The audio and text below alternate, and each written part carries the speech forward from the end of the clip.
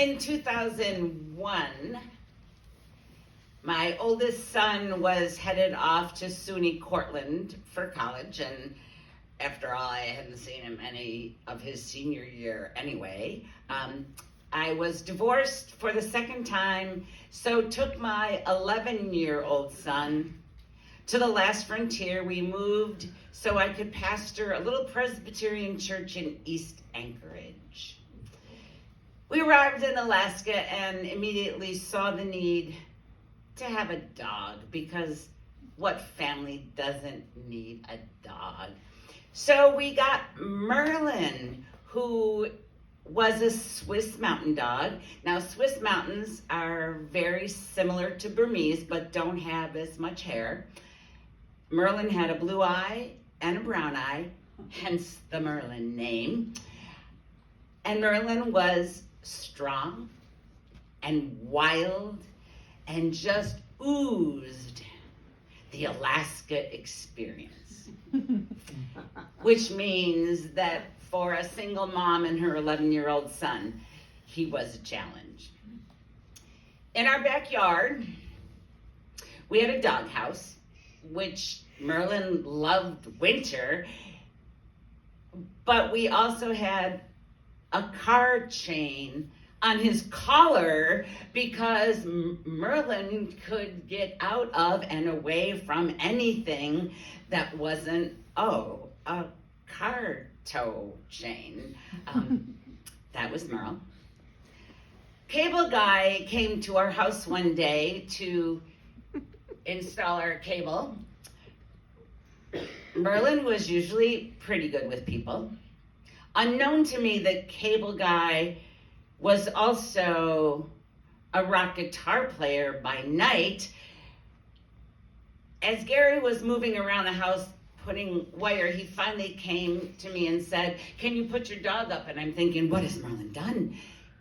He just keeps taking the tools out of my tool belt and running away with them. So of course, what a lovely thing that Merlin trusted this stranger in his mama's house.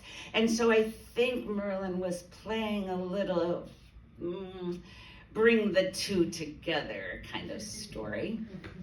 So Gary did indeed fall in love with Merlin and with Merlin's mom and Merlin's mom's child, and had a little Subaru that he drove around with Merlin in the back.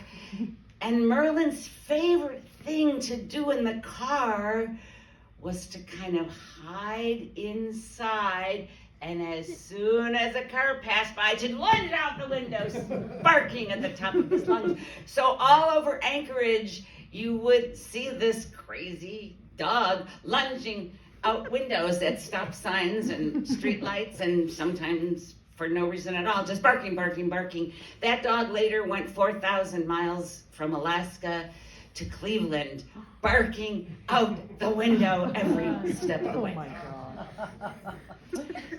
The other thing about Merlin was his relationship with people outside the family.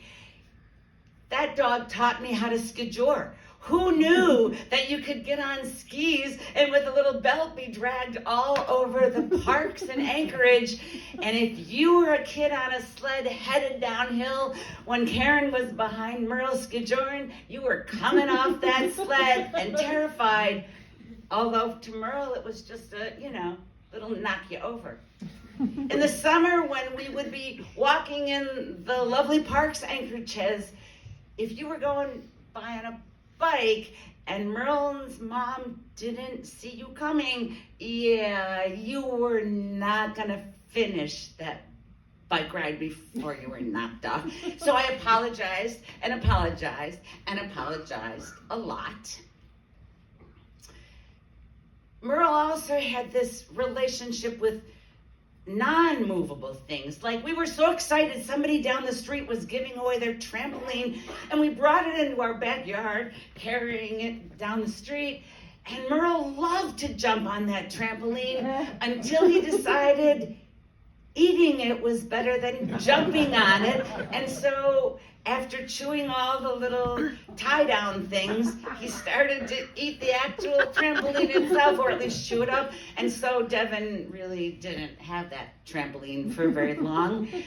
And then he also loved seat belts, so that he ate 12 seat belts in the back seat of our Subaru, including one time when we had replaced it, gone in to pay for it, came out, and he had eaten that seat belt as well. But it was with the animal world that Merle had the greatest joy.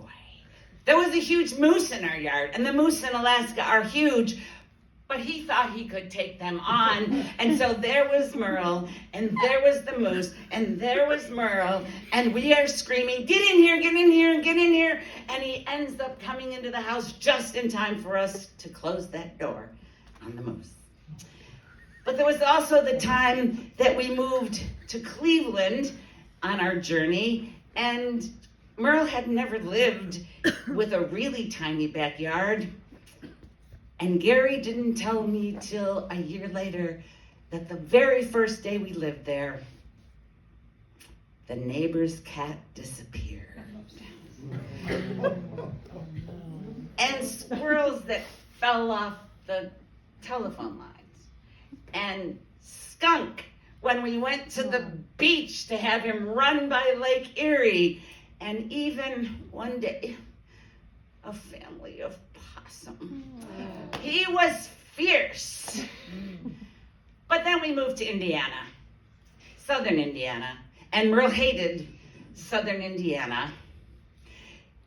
So he would run, and the way we called Merle home was to send off firecrackers.